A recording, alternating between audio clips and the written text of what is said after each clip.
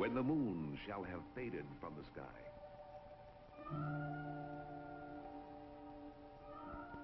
And the sun shall shine at noonday a dull cherry red. And the ice cap shall have crept downward to the equator from either pole.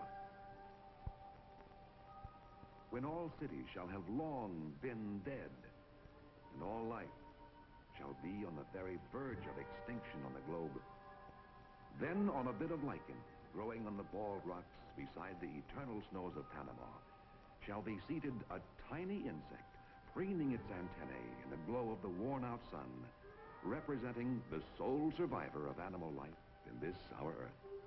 A melancholy bug. It could happen. After all, the odds favor the bug over man by at least 500,000 to 1.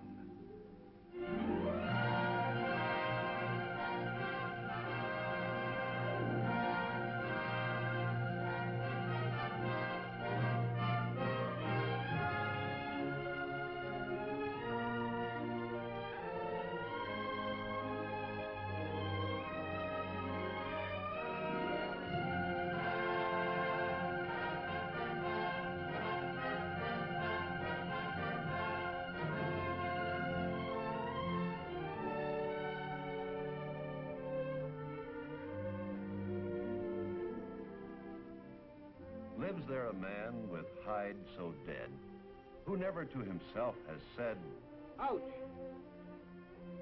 If the odds were always 1 to 1, or even a mere 100 to 1, and if insect attacks were always right out in the open, we wouldn't have much trouble conquering the insects in simple, direct combat.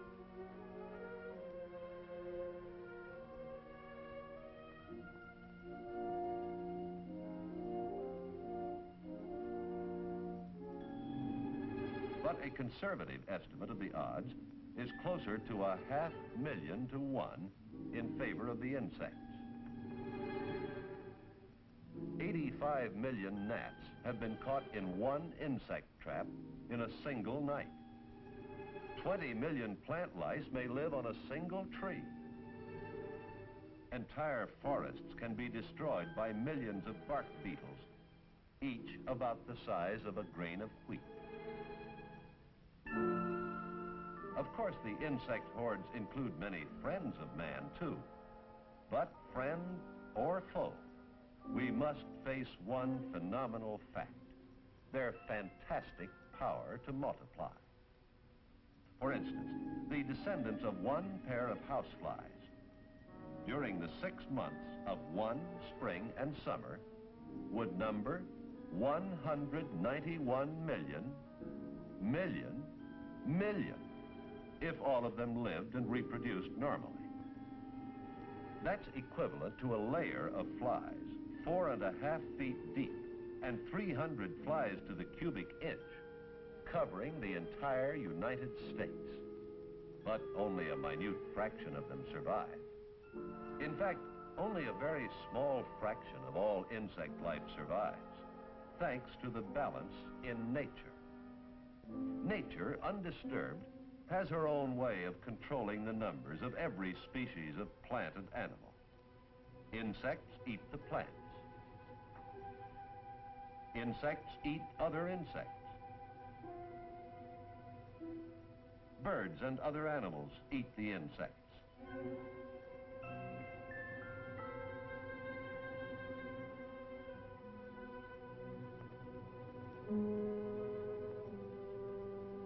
And so it goes, on and on, this marvelous balance in nature, which generally prevents any living thing from dangerously overpopulating the earth. When we violently upset this natural balance, however, as we frequently and inevitably do with our civilized ways of life, we bring tremendous troubles with insect pests upon ourselves. Man-made insect problems that demand man-made answers. And while solving them, we must also reckon with still another overwhelming advantage the insects possess: their remarkable adaptability to changing conditions. For example, 250 million years before man appeared on this earth, the roach was already doing mighty well, thank you. Our earth has seen many major changes since then.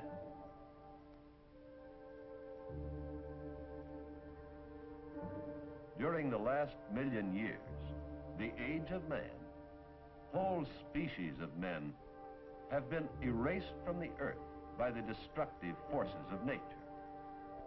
But the roach, displaying the insect's remarkable adaptability to change, has survived it all, practically unchanged in form. Many species have even adapted to the habits of man. And the insecticides that kill insects today may not phase the same species a year from now. Insects develop immunities to specific control measures almost as fast as man invents new ones. Complicating the solution of our insect problems are the amazing varieties in the life cycles of insects. For example, the silverfish, one of the most primitive insects to be seen in America today, has a simple two-stage life cycle. The egg and the adult. Some of the more advanced insect forms, like the stink bug, have a three-stage life cycle. The egg, the nymph, which grows through several phases of partial metamorphosis during immaturity, and the adult. Finally, there are the advanced modern insects, the comparatively recent insects that have only been around for a mere 150 million years. They develop through complete metamorphosis in a complex four-stage life cycle. The egg, the larva, the pupa, and the adult. The larvae of some insects are better known by other names like maggots and grubs, worms and caterpillars. Many insects are most destructive in this larval stage.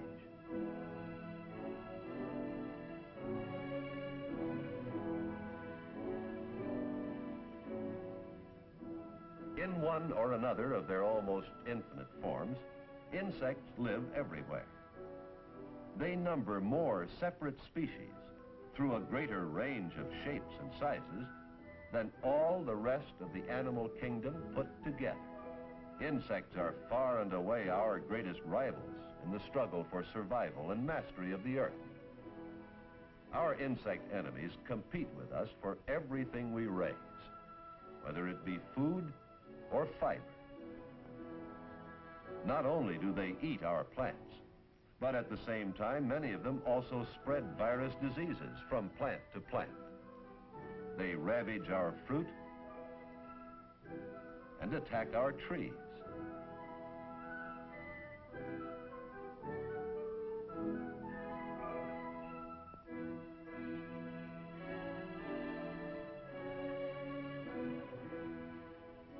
They feed on our livestock and our pets and ourselves, and spread filth and disease among us and our animals. They attack much of what we build, and many of the things we manufacture. The average bug bill paid by the United States each year is about $4 billion. While fighting our insect enemies, however, we must be careful not to destroy our insect friends that cross-pollinate our trees and plants and serve in many other ways that are beneficial to man. We must recognize and understand them and encourage their activities within the limits of their usefulness. Probably the least known and most misunderstood of our insect friends are the predatory ones, which destroy our insect enemies. These predators are the lions and tigers of the insect world. And even more interesting and helpful to us than the predators are the parasitic insects. They lay eggs on or in the larvae and adults of other insects. The eggs hatch and the parasite's larvae feed on the host. Some of the flies and wasps are a great hand at this, and some are extremely well equipped for it too. This one can penetrate several inches of wood with her long thread-like egg layer in order to parasitize wood-boring larvae. Actually, our insect friends and enemies deserve no credit nor blame for helping or harming us. They are simply living their own lives and thus maintaining the fundamental balance in nature.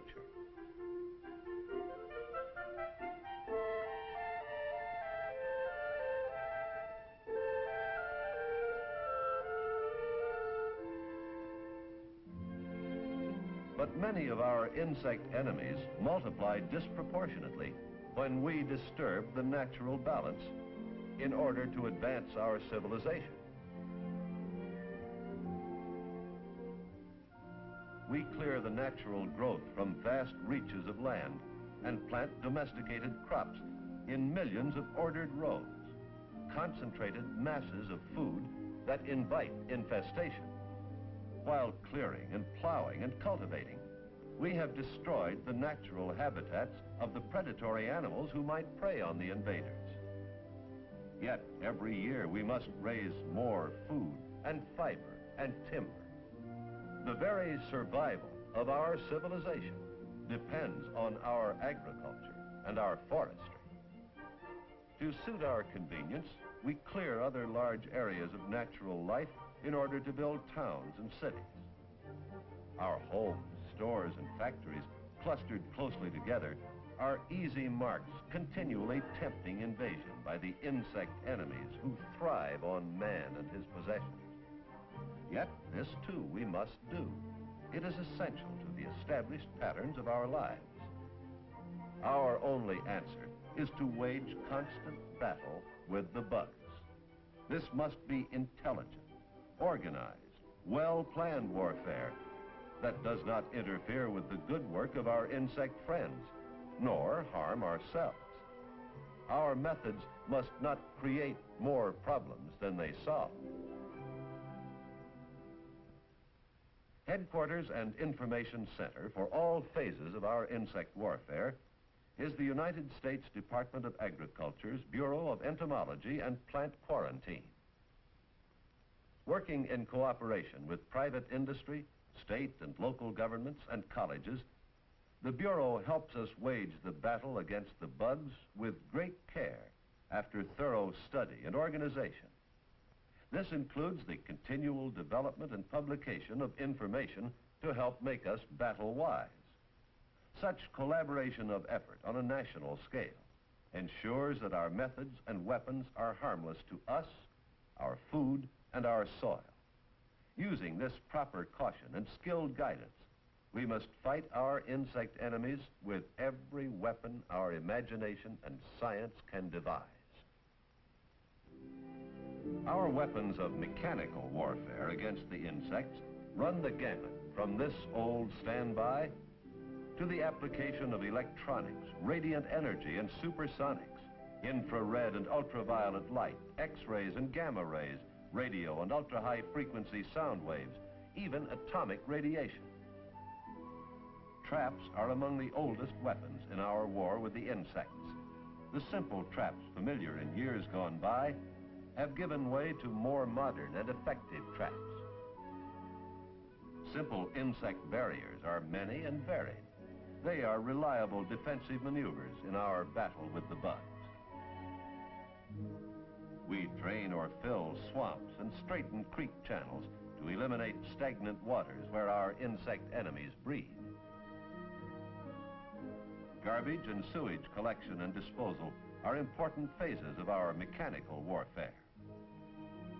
A well-planned plowing job at exactly the right time, with natural air support from the birds, will annihilate many species of burrowing grubs and larvae that spend part of their lives underground.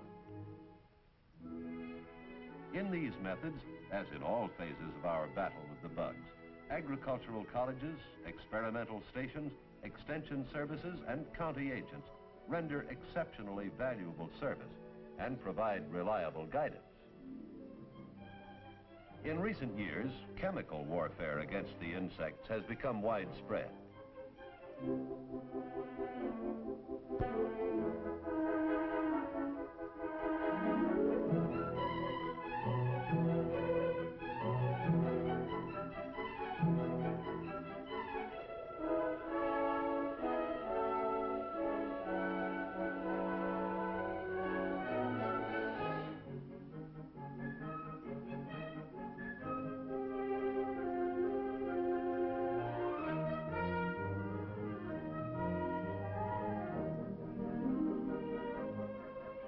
Chemical warfare provides immediate relief from insect attack and infestation, and the residual effects of insecticides are extremely valuable in preventive warfare and sanitation.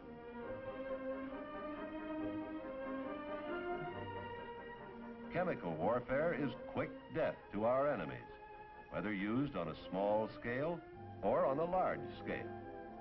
Of all our weapons, insecticides are the most adaptable and effective for achieving quick results, especially in times of emergency.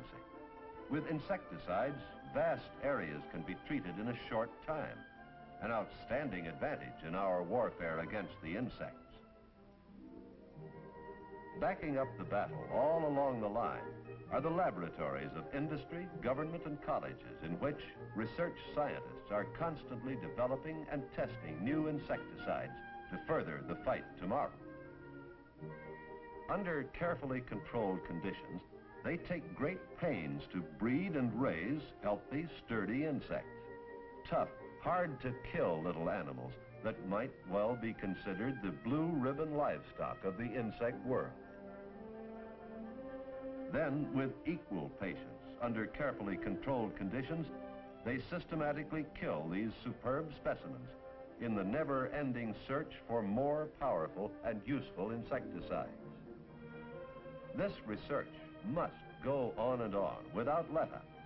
Time after time, our insect enemies continue to demonstrate their abilities to develop resistance and immunity to specific insecticides.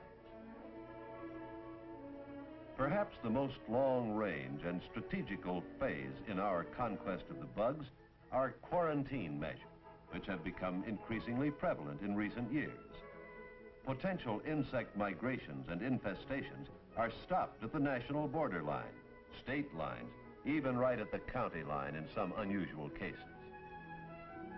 Quarantine measures include the thorough inspection and fumigation of incoming ships, trains, trucks, and planes and their cargoes in order to destroy insect hitchhikers.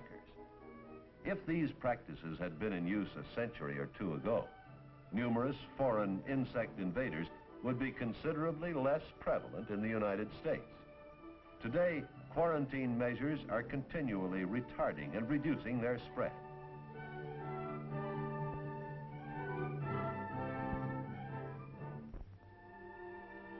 Still another long-range strategical phase of modern insect control is biological warfare, fighting an insect pest or infestation with its own natural enemies. An historical example occurred in 1888 when Australian cottony cushion scale insects threatened to destroy California's entire citrus industry. Australian ladybugs were imported to fight them, and the citrus scales have been under control ever since. Insects are subject to certain contagious virus, bacterial, and fungus diseases, which are harmless to man. Entomologists are learning how to start deadly epidemics of these diseases among insect pests. Another form of biological warfare is to discover, transplant, and encourage the activities of parasites that are known to attack and destroy the insect enemies we want to be rid of. Several species of small minnows and other top-feeding fish thrive on the larvae of mosquitoes and gnats. These minnows are being bred and raised in great numbers for distribution far and wide. Relocated in infested waters, they quickly dispatch the insect pests.